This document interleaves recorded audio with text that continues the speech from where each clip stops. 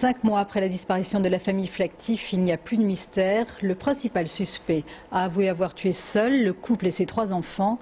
Il jalousait, semble-t-il, le promoteur immobilier, son train de vie. Ce sont quelques gouttes de son sang retrouvées dans le chalet qui ont permis de le confondre. Claudine Gilbert.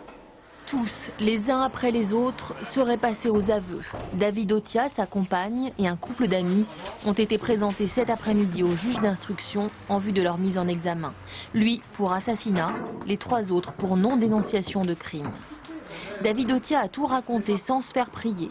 Le soir du 11 avril dernier, armé d'un pistolet, il se serait rendu au chalet des Flactif. Seul, il aurait abattu toute la famille, les 2 parents et les 3 enfants. Il y a des éléments dans l'enquête qui nous font penser et qui établissent, en l'état actuel de cette enquête, qu'il y a une préméditation.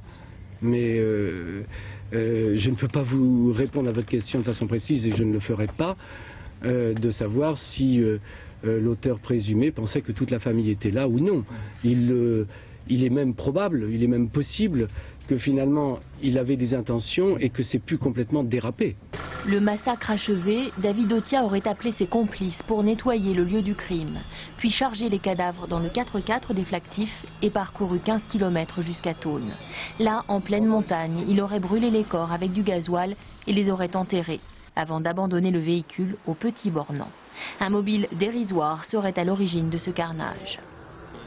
C'est le mobile qu'il avance, de s'approprier un ou des biens immobiliers de M. Flactif suite à une jalousie exacerbée par rapport au train de vie de la victime, à l'argent qu'il pouvait avoir, eh bien de s'approprier effectivement un bien et donc de projeter une opération qui viserait peut-être à l'éliminer et ensuite de pouvoir vivre tranquillement dans l'un de ses chalets.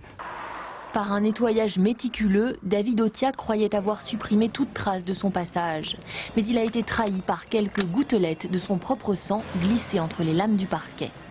Demain, 80 gendarmes spécialistes en identité judiciaire vont poursuivre les fouilles à la recherche de restes humains peut-être encore dissimulés dans la forêt.